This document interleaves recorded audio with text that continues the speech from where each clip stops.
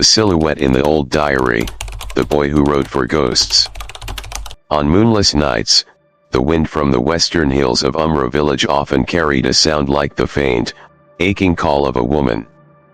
The old folks huddled around their fires would shake their heads and mutter, "Don't listen. That's the voice of a soul not yet set free." But Farid was different. He had grown up with that whispering wind, and he believed deeply that if one day he found the courage to truly listen, he might understand something important. Something that could change not only his life, but the fate of his entire family, crumbling under the weight of despair. Farid was the youngest in a family of 4. Their clay-walled home sat under an old tamarind tree at the edge of the village where even sunlight struggled to touch the roof. His father worked the fields for a landowner. His mother washed dishes for the village chief's family. His 2 older sisters stayed home. No suitors came for them, not because they weren't beautiful, but because no one wanted to marry girls without dowries. Since dropping out of school after the 10th grade, Farid had been trapped in a loop, waking early to help his father in the fields, coming home to quiet dinners, then lying awake listening to the wind howl through the thatched roof. Sometimes, in dreams, he saw a dark room, a woman's hand offering him a worn notebook, her eyes pleading for help. He would wake drenched in cold sweat, heart pounding like war drums. One winter afternoon, as the dry leaves whispered like old secrets, Farid's best friend Jalil stopped by. "You heard the news?" Jalil whispered, as if afraid even his own ears might betray him. "They're talking about that old house in the woods again. Someone saw a flickering light inside." Farid looked at him as if he'd spoken nonsense, then slowly asked, "You mean the abandoned house? The one that collapsed years ago and buried the sorcerer's whole family?" Jalil nodded, eyes unblinking. "And the treasure? Remember? They say he left behind gold, jewels and a curse." Farid stood up. For the first time in months, there was a light in his eyes. "If there's something still buried there, I'll find it." Jalil frowned. "Are you out of your mind? Who'd dare go in there?" Farid didn't answer right away. Instead, he opened the window, letting the cold wind slap his face as if testing the truth swelling inside his chest. The Buddha said, "Only by crossing the bridge of fear will one reach liberation." Maybe the real treasure isn't gold but a truth long buried. That night, after everyone had gone to sleep, Farid wrapped himself in his blanket, pretending to sleep, then silently slipped out the back door. He met Jalil at the old persimmon tree crossroad. Neither spoke. Only the distant barking of dogs and the thumping of their own hearts broke the silence. The deeper they went into the forest, the heavier the air became, like invisible hands pressing against their lungs. Ancient trees arched over them, blocking the sky. The dirt path faded to a damp streak of earth. Jalil followed closely behind, eyes darting left and right, as though something might crawl from the shadows. And then it appeared. The abandoned house. Twisted. Collapsing. Its roof sagged as if it could fall at any moment. The front door was ajar, the darkness behind it like a gaping mouth ready to swallow anyone bold or foolish enough to enter. Farid pulled out a small flashlight. Its trembling beam swept over the ivy-covered walls. The air reeked of mold mixed with something faint, like spoiled sandalwood. The scent of something once sacred, now forgotten. "Farid. I can't." Jalil stepped back. "Do you hear that? Crying." He was right. A faint sound, like a woman weeping close, yet far echoed from the upper floor. Farid swallowed hard. "I'll go alone." "Don't. Something's not right." But Farid didn't stop. One foot, then another. He placed his hand on the door. Creak. The hinge groaned like the dying breath of something that had been waiting for years. He didn't know it then, but that single step across the threshold would change his life in ways he never expected. And not in the way he had hoped. If you're still watching this video and want to follow Farid as he uncovers the secrets of the house, comment the number 6 below to let me know you're here. And if you haven't subscribed yet, I highly recommend it. Hit the so you don't miss any new stories. Your support helps us keep creating powerful, inspiring content. Farid didn't know what made his feet keep moving. Maybe it was Alia's eyes, calm like the surface of water right after a storm. Maybe it was the old diary, its words like they'd been written in the blood of a trapped soul. Or maybe it was that gnawing hunger inside him, not for gold or silver, but for something more painful, a reason to believe he wasn't born just to be poor, to die forgotten like a weed crushed underfoot. Where's the basement? Farid asked, voice nearly a whisper. Alia glanced toward the far end of the upstairs hallway where even their flashlight couldn't reach. There's a small room. I don't think it's the end. I think it's a gateway. They left the room behind, following the corridor that felt like the throat of some ancient beast. Every step echoed like a second pair of feet walking beside them in the layered darkness. The air thickened, as if the house itself didn't want them to go further. And then they saw it. A small, low door, old, webbed, barely large enough for one person to crouch and pass through. Alia took the flashlight from Farid, bent down, and pulled the door open.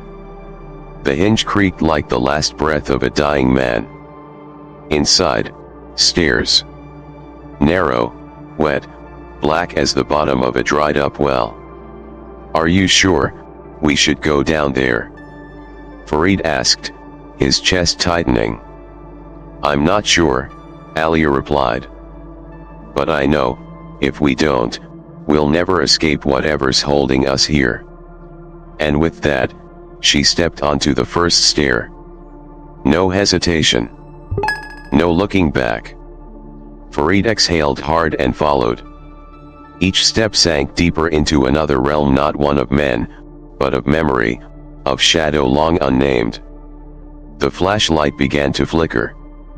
Damp stains streaked the walls. The smell had changed, not just mold now, but old meat, dried blood, and the ghost of incense that had burned out ages ago. At the bottom, they entered a cramped room. Before them stood another wooden door, the only one in the house completely untouched by time, as if protected through generations. From inside, came sobbing. No longer the distant, echoing cries. This was human. Immediate. Alive. Someone, is it you? A woman's voice trembled with yearning. Have you come to release me? Alia clutched the diary to her chest. Her voice shook. We want to help.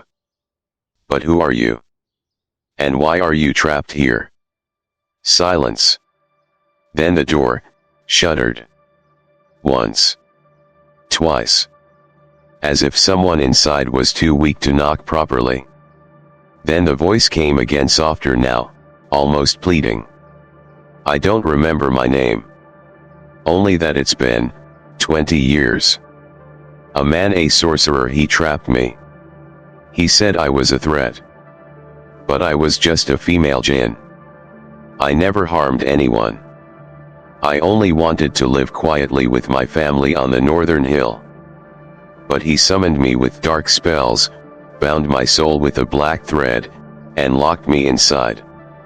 A chill ran down Farid's spine. He had never believed in jinn. But now, all the pieces made sense. The cries. The diary. Alia's eyes. And the house itself alive, repenting, bearing witness to a crime it could never stop. If we open the door, what happens? Farid asked.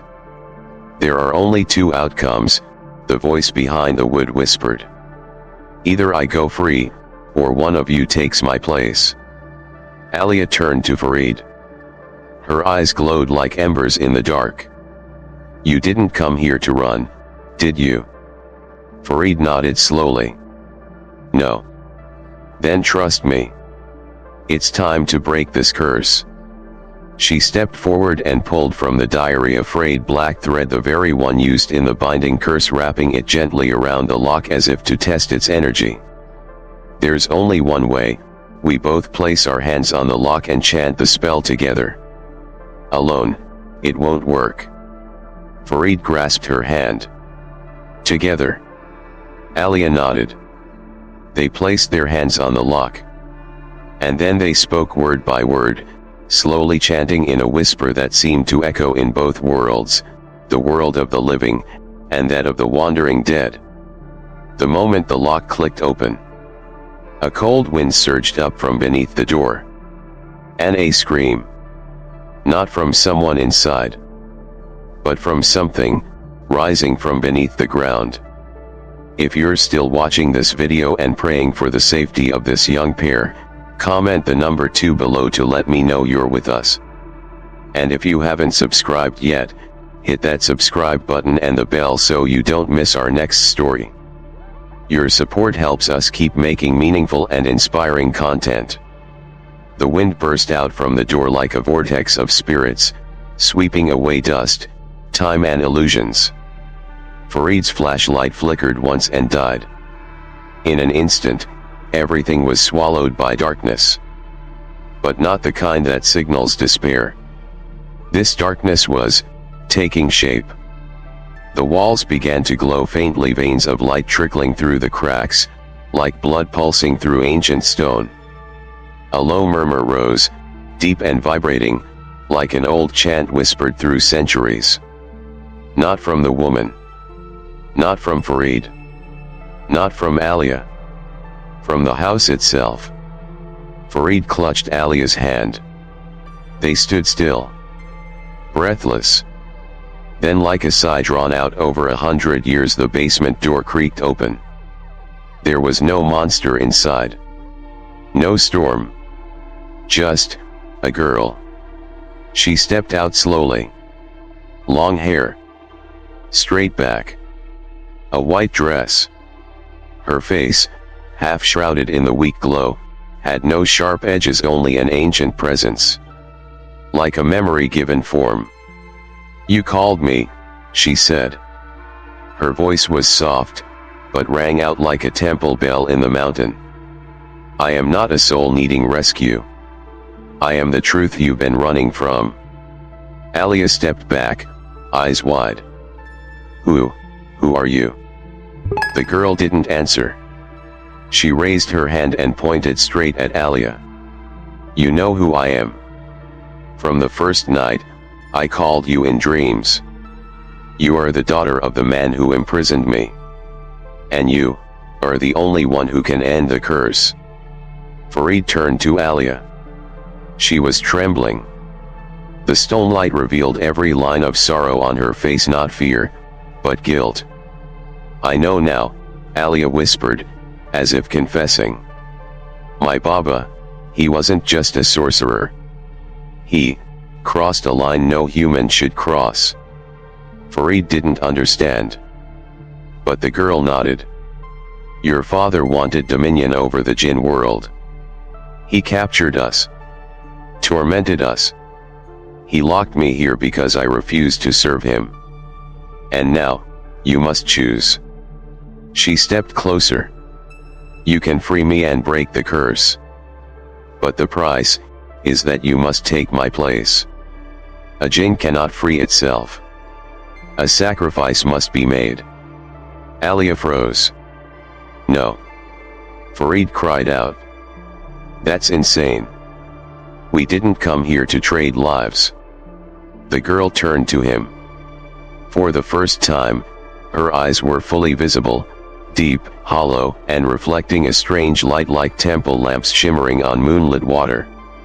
You came here for treasure, didn't you? She said softly. Then listen, the treasure is not gold. It is your action. Save a soul or abandon it. Save a friend or sacrifice them. Every choice is a turn in the wheel of karma. Then she held out her hand. Choose. Save me or leave forever. But if you walk away, this house will not forget. It will call you. Always. Alia gasped. She turned to Farid. I can't leave her here anymore. I've heard her voice for years. I know if I walk away, I'll never sleep again. Farid gripped her shoulders. And you'll trade your life for a soul you barely know. Alia shook her head, tears glistening. No. I'm trying to redeem my father's sins. The air turned glacial like 1,000 unseen fingers coiling around them. Farid turned to the girl. What if I took her place instead? She gave a sad smile. You are not of that bloodline. You cannot purify what was cursed by it. Alia raised her hand. Let me do it. Let him go. The girl stepped forward. She reached out her misty hand and touched Alia's forehead. But then, she shook her head. No need anymore. You have chosen. The curse is gone. And in that instant light burst forth.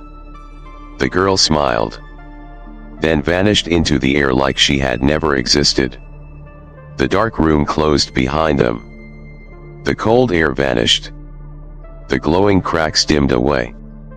And then something neither of them expected. The staircase leading upward now shone brightly, as if lit by moonlight itself.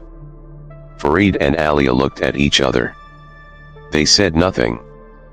But in their eyes there was awakening. The price of a choice. The weight of forgiveness. And the grace of redemption. The atmosphere inside the house now felt like it had just survived an invisible rain of purification. No more sobbing. No more wind screaming through the stone walls. Only silence remained, the kind not born of fear, but of release.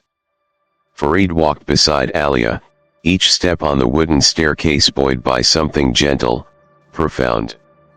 It was as if every layer of dust and darkness had fallen away, making room for a new kind of light, not one from a torch, but from within, a light that comes only after crossing a threshold. Back on the ground floor, the room Farid first stepped into remained, the wooden cabinet, the cracked wall, the stained floor. But one thing had changed: the diary in Alia's hands. Once yellowed and brittle, it was now a strange red-brown hue, like raw skin still healing. The lettering on the cover, previously too faint to read, was now clear, as if freshly inscribed. No one writes me, but everyone leaves themselves inside me. Alia frowned. It doesn't feel the same. Farid didn't answer. He reached out and gently opened the first page. Gone were the desperate words. Gone the curse. Instead, a short passage. The one who freed me was not the strongest, but the one who dared to face the truth. But truth is never singular. The captor sometimes believes they are the savior. The imprisoned may once have been the jailer. So who is truly guilty? And who is clean enough to save another without binding themselves to karma? A chill slid down Farid's spine. Alia whispered, This isn't just a diary. It feels like a scripture written by repentance. Farid sat down, eyes still locked on the pages as they began turning themselves. The next page held a new handwriting, clumsy, hesitant, almost like a child's. I was the one who held the black thread. When I sealed that room, I thought I was doing what was right. But at night, the crying wouldn't let me rest. And then one day, I dreamed it was me inside that room. And outside was my daughter walking away. Alia's hand trembled as she closed the diary. Silent tears rolled down her cheeks. Baba wrote this. He knew. Farid gently held her hand. In that moment, neither spoke. But both understood. The real treasure was never gold. Not the jinn. Not even the curse. It was the act of admitting. Only when one accepts that they or their loved ones have hurt, have erred, have fallen into karma. Only then can the path to healing begin. After a long silence, Farid stood. We still haven't found the treasure, have we? Alia wiped her tears and smiled faintly. You still want to look? Farid nodded. Not for gold. But, she said the treasure was still in this house. And I believe her. The room they stood in looked like any abandoned parlor. But if anything had truly shifted in the wake of what just occurred, it was this. Everything they had overlooked was now ready to be seen. Farid approached the old cabinet where the diary had first been found. This time, he crouched lower, and spotted a narrow slit beneath its base. Alia, come here. Together, they pulled the cabinet away. Behind the worn wood was a small hidden door just large enough for one person to crawl through. Unlike the previous basement, there was no strange odor. Only, the scent of dry earth and aged sandalwood. Alia crawled through first. In the dim flashlight glow, she gasped softly. Farid, you need to see this. He followed. And the moment he looked up, his eyes widened. Before them was a solid oak chest, covered in moss but completely intact. No lock. No spell. Only a hand-carved inscription. If you've made it this far, you're mature enough to know what the treasure really is. Alia opened the chest. Inside, no gold. No jewels. Only silk-wrapped boxes filled with letters, notebooks, medicinal texts, old maps, and a handwritten will. Farid lifted the letter. To the one who comes after. I leave you knowledge, not possessions. Use it to heal others, and yourself. For true wealth is knowing how to live. Farid quietly opened each silk-wrapped box. Inside were pieces that once seemed meaningless. A notebook detailing herbal medicine recipes made from forest roots. An ancient map pointing to forgotten shrines. A handful of letters, yellow with age, addressed to the one who never got the chance to read. And a portrait drawn in brown ink of a woman in a black cloak, hair in a high bun, eyes strikingly similar to Alia's. Alia picked it up, her hand trembling. That's my grandmother. Farid turned to her, surprised. How do you know? She didn't answer right away. She brought the portrait closer to the fading light. The figure's eyes glinted resolute, sorrowful. I saw this once, as a child. It was on my grandfather's old altar, in our first home. But it disappeared, after my father became a sorcerer. My mother said, your grandmother didn't want to see what your father had become. They sat beside the chest. The documents lay scattered across the floor. And from that quiet, empty basement something stirred. Not a sound. A feeling. As if, all these years, the letters, the maps, the medicinal recipes, had been waiting. Waiting to be understood. Waiting to be continued. Alia, Farid said gently. The treasure. It was never meant to be sold. She nodded. This is a legacy.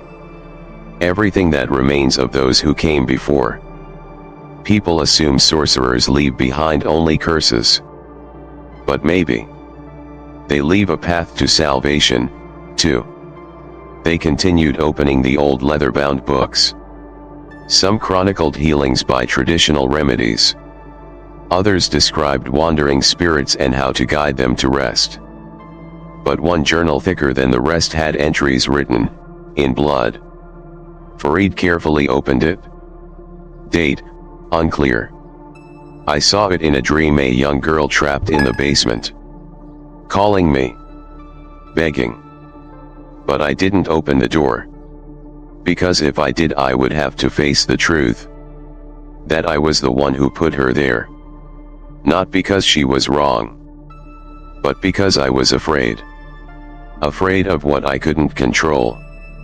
So I chose power. And in the end, all I had left was a house that could breathe. And walls that could cry. Alia closed her eyes. Her hands rested on the diary like a silent prayer. My father left this. Farid whispered, and you came to read it. A gentle wind brushed through the basement, though there were no windows or vents.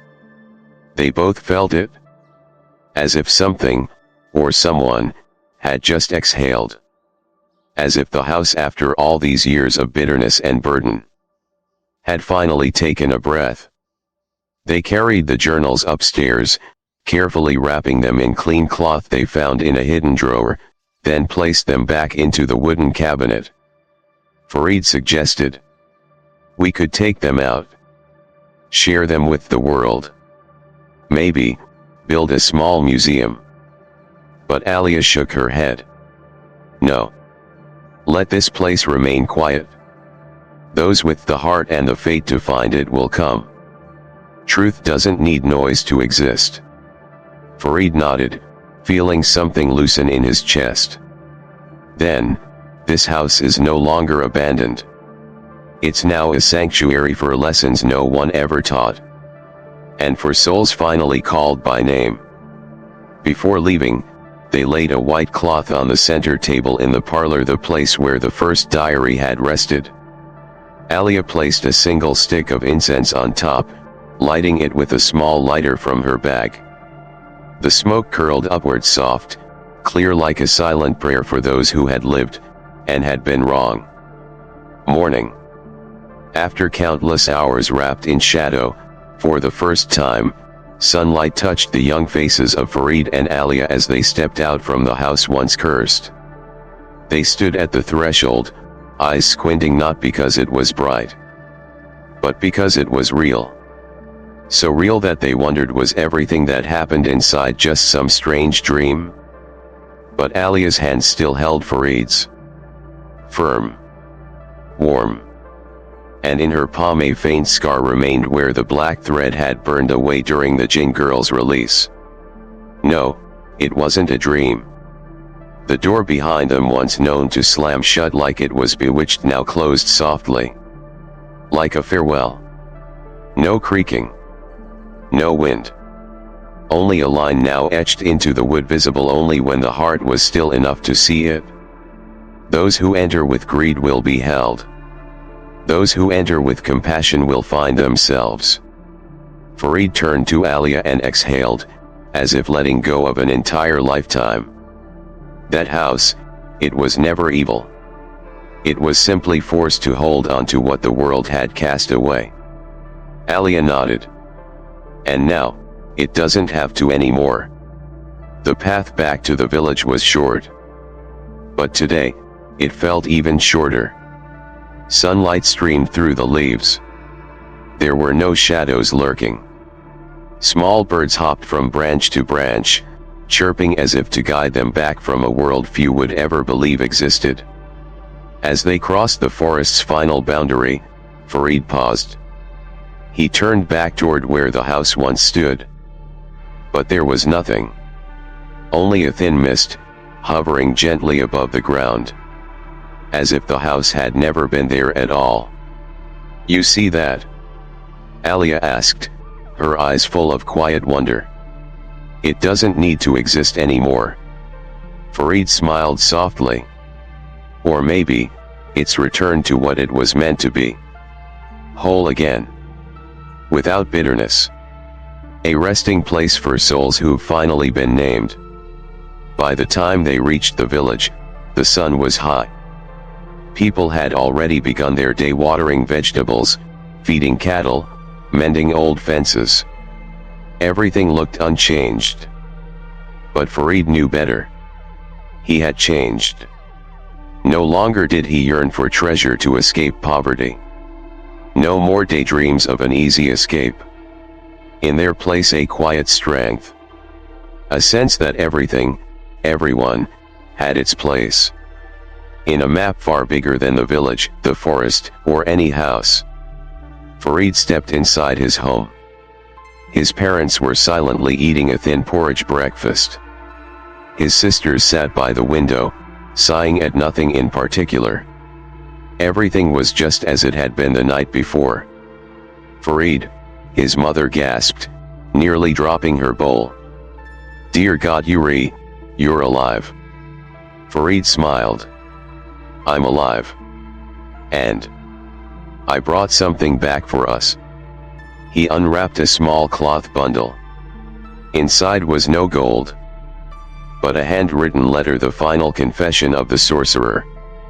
It listed the names of villagers he had wronged, and a signed promise to return all his wealth to them. Farid's father didn't even finish half the letter before tears welled in his eyes. He shook his head.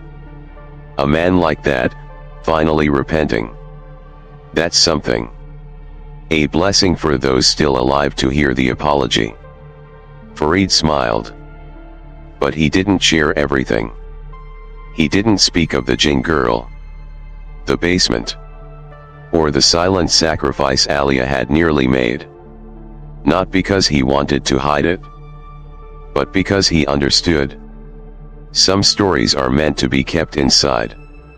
Like a faded lotus, still fragrant in silence. That afternoon, Farid took Alia to the bus station. She would return to the city with her mother. A new life awaited her.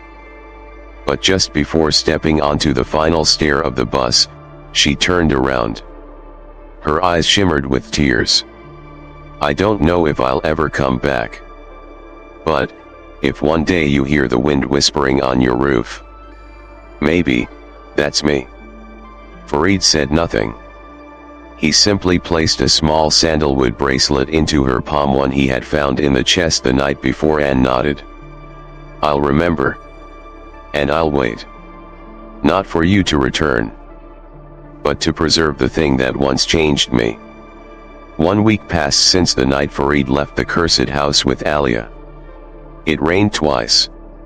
Each time, Farid stood quietly under the porch, holding a cup of hot tea, gazing toward the distant forest.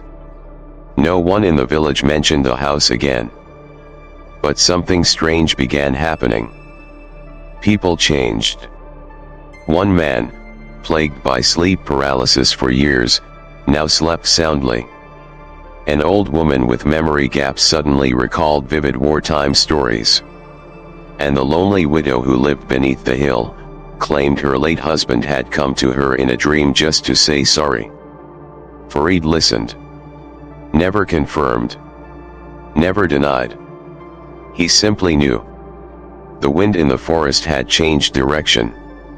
One day, while sorting through old belongings, Farid opened a small cloth pouch Alia had left him before she departed. Inside, along with the sandalwood bracelet she'd kept since childhood, was a sealed envelope. Pressed beside it, a dry leaf from a tree he didn't recognize. The envelope read only, "To be opened when the light changes color." Farid muttered, "What does that even mean?" He placed the envelope on the small altar by the window, next to the photo of his grandfather, a man he'd never met, but had always felt mysteriously close to. 3 days later at sunset, the last light of day fell behind the mountain. Farid sat beside the window. The sun blazed red. Its halo, filtered through dust on the glass, created a strange orange glow. Like scorched earth mixed with tears. Farid looked at the envelope. The leaf had curled ever so slightly, as if reacting to something unseen. Wind stirred. And just then, the ink on the envelope faint before dimmed, then glowed again, as though rewritten by an invisible hand. Farid opened it. Inside was a note handwritten in reddish-brown ink, winding but clear. If you are reading this, it means you've seen the light of the heart. What you and the girl have done did not just free a soul. You've opened a door. That house holds more than one secret. It is the beginning of stories that were never told. And now you hold the key. In the second chest, the one you didn't open, there are letters written in a lost language. Go to the old persimmon tree beside the dry well, east of the village. Beneath its roots lies the rest of what your father once buried. But be careful. Not all souls wish to be freed. Some just want to be heard. The letter bore no signature. Farid felt his blood rush to his face. His breathing slowed. The second chest, he murmured. We never saw it. But then he remembered. Behind the oak chest that had held the will, there had been a floorboard jutting out oddly. At the time, they thought it was part of the collapsing structure, so they ignored it. I missed something. If you're still watching this video and want to give Farid the strength to uncover the second chest, please comment the number 3 below to let me know you're still here. And if you haven't subscribed yet, I recommend clicking that button and turning on the so you don't miss any of our stories. Your support keeps us creating meaningful and inspiring content for you. The next afternoon, Farid returned to the old path alone. There was no longer any house standing. But at that spot in the clearing where the forest once held its breath, lay a patch of soft earth, with the faint scent of charred wood and lingering sandalwood. He crouched down and dug gently with his hands. The roots of the tree wove together like the silver strands on an elder's scalp. Then clink. His finger touched something cold and hard. An iron latch. Brushing away the soil revealed a small wooden hatch like a trapdoor embedded just beneath the earth, barely the depth of a palm. Etched onto the hatch was a strange symbol, 2 hands, reaching for each other through a wall. Farid stared. No one had imprisoned anyone. They had simply never dared to reach across. The tiny door sat quietly beneath the old persimmon tree, next to the dry well on the village's eastern edge. When Farid cleared away the roots and dirt, the rusty latch gave way on its own, no key required. A cool breath of air drifted out from within, not damp, not musty. It smelled like entering an ancient temple long forgotten, where the bell has been silent for ages, but reverence still lingers in the air. He lifted the lid. It wasn't a cellar. Just a small square hollow, barely 2 feet deep. But inside was a metal chest. Unlike the previous oak one, this had no lock, no clasps, no lid. It was a hollow block, covered with a thin sheet of black silk marked with a drawing of a hand reaching into emptiness. Farid lifted the silk carefully. Inside was a bundle of letters wrapped in dried banana leaves, bound with vine cord untouched by time. Beside it was a small wooden plaque, carved in ancient Chinese characters. Letters never sent, for the one who knows how to read. Farid lifted the first letter. The paper was thin as skin, soft enough to dissolve if held too roughly. The writing wasn't Urdu. Wasn't Arabic. Not Sanskrit. It flowed like ripples on water. As though written by breath itself. I can't read this, Farid whispered. But then he felt something stir inside. Not a call to understand, but a call to listen. He closed his eyes. And in that exact moment, a whisper poured into his ear. Not in language. In emotion. I was married off at 12. I never loved. I never chose. But when I died, my name was never carved on my grave, because I was not important. This is my first voice. Thank you for listening." Farid opened his eyes. Cold sweat soaked his back. But it wasn't fear. It was awe. He understood now. These letters weren't meant to be translated, but heard, quietly, with the heart. For the next week, Farid returned daily to the persimmon tree. Each day, he unwrapped a new letter, closed his eyes, and let the spirits speak through memories no one had ever heard. A blind boy locked in a grain shed because he was seen as bad luck. A wife beaten to death for spilling a bowl of rice her final "I'm sorry" never heard. A healer wrongfully killed for refusing to serve the local warlord. And all he wanted was for someone to remember that he once cured a child of malaria. Each letter was a soul. Each whisper a final breath, unsent. And Farid had now become their scribe. Not with ink, but with compassion. Rumors began to spread. Villagers started visiting Farid, not to ask for healing, not for treasure, but to tell stories. They spoke of the departed, of strange dreams, of lullabies only their great-grandmothers knew, of the feeling that someone once stood at the foot of their bed during a storm, not to harm, just to watch. Farid never confirmed, never denied. He simply listened, wrote, and every time he did, a dry leaf from the persimmon tree would fall, like a quiet applause from a soul finally spoken aloud. Then one day, Farid received a letter with no sender. Just one line. "I too was once forgotten, but I never died." Enclosed was a black thread, identical to the one that once bound the soul of the jinn. Farid looked up. The forest wind had changed. The persimmon tree shivered. The black thread lay still on the page, like a small sleeping serpent. But Farid felt it, breathing. Not from the breeze. Not his imagination. A faint life pulsed through each twist. A restrained, aching life. As if it screamed in silence every day, not to be erased. Farid read the line again. "I too was once forgotten, but I never died." There were no ink smears, no date. But the page carried a faint scent.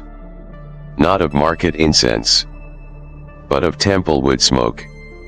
The kind clinging only to the robes of monks who brushed the edge of the spirit realm. That night, Farid didn't return home. He stayed under the persimmon tree, placing the black thread in his palm, closing his eyes. No voices, no weeping, only a sweetness, a hollow ache, like thin blood flowing into the heart. Then, on a breeze that shifted its tone, a voice rose from behind him. "It's been so long since someone chose to listen." Farid sprang up. But when he turned around, no one. Just shadow. The moon hung pale. Stillness like gravestone. "Don't look for me. Since the village cast me out, I have no form." Farid clenched the thread in his hand. "Who are you?" "I once healed. But when a child died in my care, they called me a killer. No one asked if the parents brought him too late. No one noticed. I stayed awake for 3 nights, praying. They only knew how to burn my house, bury my books, and erase my name from every record." The voice was not male, not female, not old, not young. It was a collective wound. A guilt speaking through one soul. Goosebumps crawled over Farid's skin. "Then why haven't you left?" he whispered. "Because no one has ever said sorry." At that moment, a strong wind swept through. The persimmon tree howled. Leaves fell like a storm.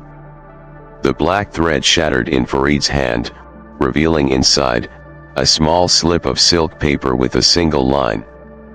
"Old dry well, behind the abandoned school." Farid knew that place. It used to be a campus for orphans, built by a nameless woman. No one knew her real name. They just called her the Old Herbal Witch. After the school was burned down during the incident of mysterious child deaths, her name became forbidden. It was said, to speak her name was to summon demons into the village. Farid once believed that. But now, he understood. Not all spirits are evil. And not all who were burned were guilty.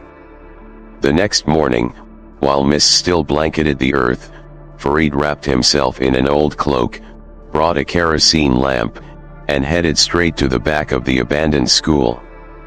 The grass reached his chest. The walls were cracked and ruined. But the dry well was still there.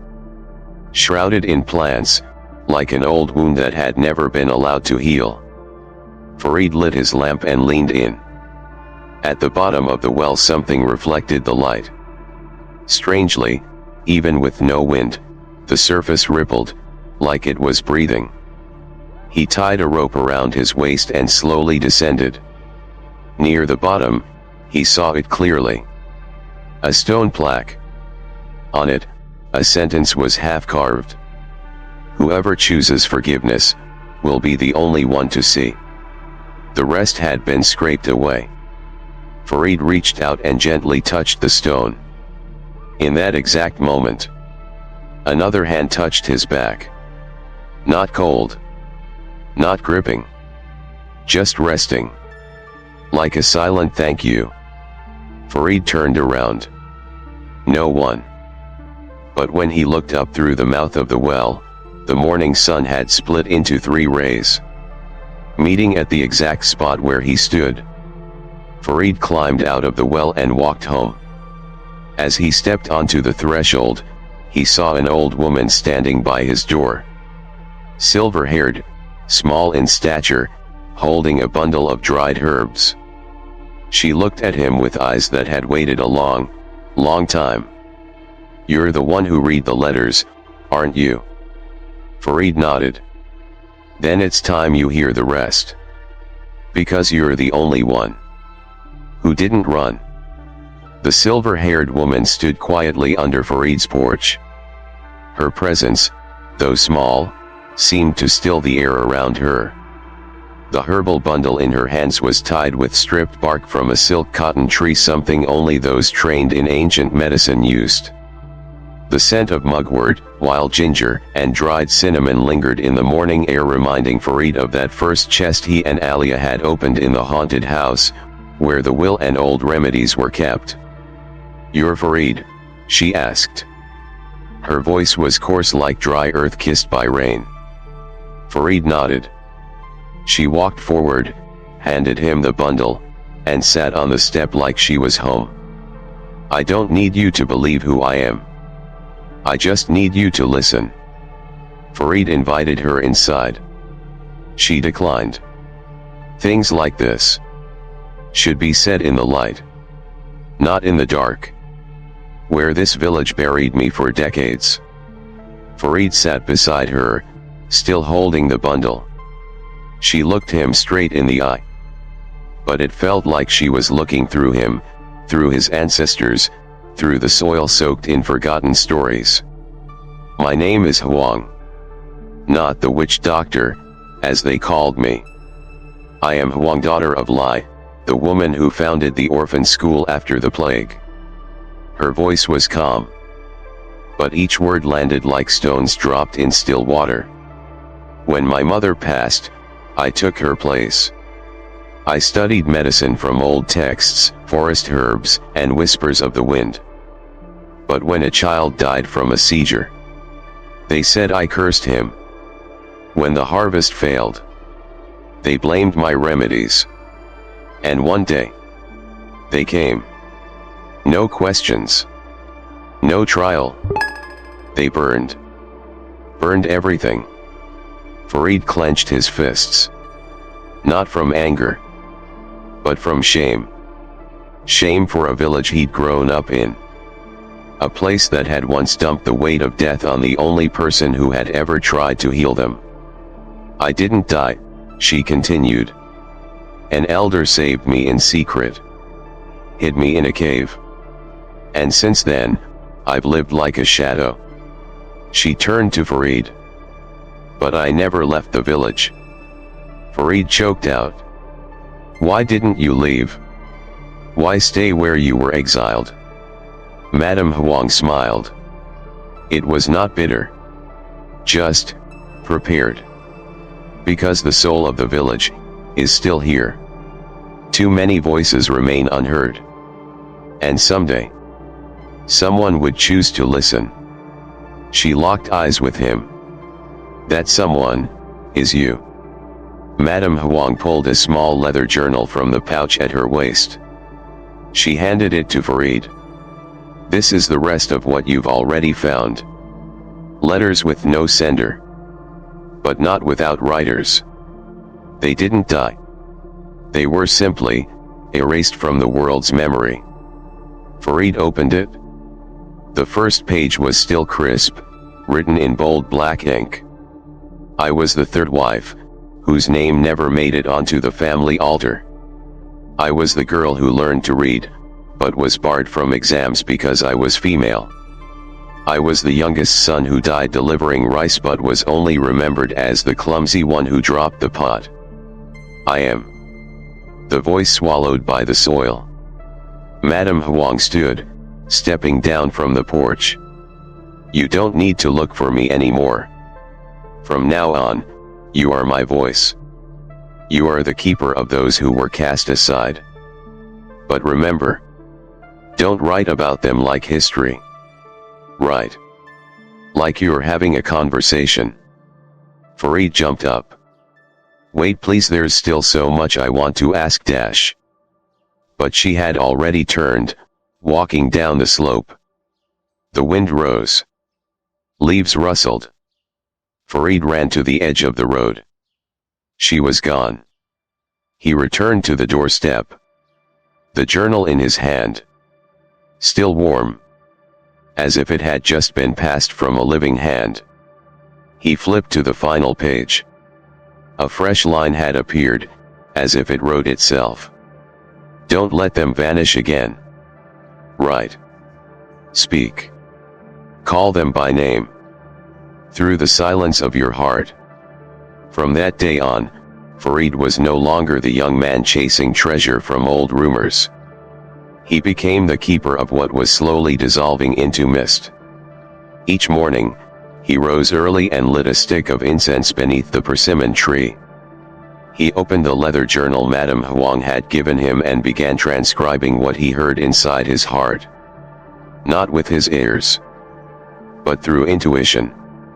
Each memory surfaced like fog over water, blurry, but real. I was the fourth wife, forced into marriage. I died during childbirth. No one in the family remembers my face. They only recall losing a child that year. I was the blind man who played music at the village temple. When war came, I hid in the grain cellar. They said I was a spy. I was never allowed incense on my death day. I was the mother of a child saved from a snake bite. But I was also the first to throw a stone at Madame Huang's house. That year, I was afraid. I was a coward. Farid didn't judge. He didn't comment. He simply recorded. The villagers slowly came to know what Farid was doing. At first, they were wary, thinking he was cursed or haunted. But then, a widowed elder came to him. She held out a strand of hair braided with red thread, her hands trembling. When I was young, I had a sister. She died falling into the river. But I still dream of her, cold and angry. Can you try? Farid placed the hair gently onto the page. Moments later, the first words appeared. No one knew from where. Sister. I'm not angry. I'm just cold. Because I've waited so long. And no one ever said my name. The old woman broke down sobbing. For the first time in over 70 years. She lit incense at the bridge where her sister had fallen. And so it continued. Each day, forgotten souls were named again. Not to return, but to finally rest. Alia, now living in the city, wrote to Farid from time to time. In one letter, she said, "Do you remember the night we first met? In that room? I still remember the way you looked at me without fear. Even though I wore a white dress and held a diary like a ghost. You didn't just free me from the shadows of that house. You freed me from the pain in my own bloodline. Thank you for hearing what no one dared to hear." Farid kept the letter pressed close to his heart and continued to write. That winter, Farid completed his first journal. He placed it on an altar inside the wooden cabin he had built behind his garden. A quiet place where only birds, wind, and sometimes the faint laughter of children echoed from the dry well to the east. He built no statue, carved no stone. Only a single inscription hung on a wooden sign above the door. Here, we name those who were silent for too long. One misty morning, Farid awoke later than usual. When he reached the persimmon tree, a strange little girl was sitting beneath it. Dew sparkling on her cheeks. A fabric doll in her arms. "Sir," she said. "My mom says my name isn't on the family registry. Can you write it somewhere? So I won't be forgotten." Farid smiled and nodded. Then he wrote, "Date unknown.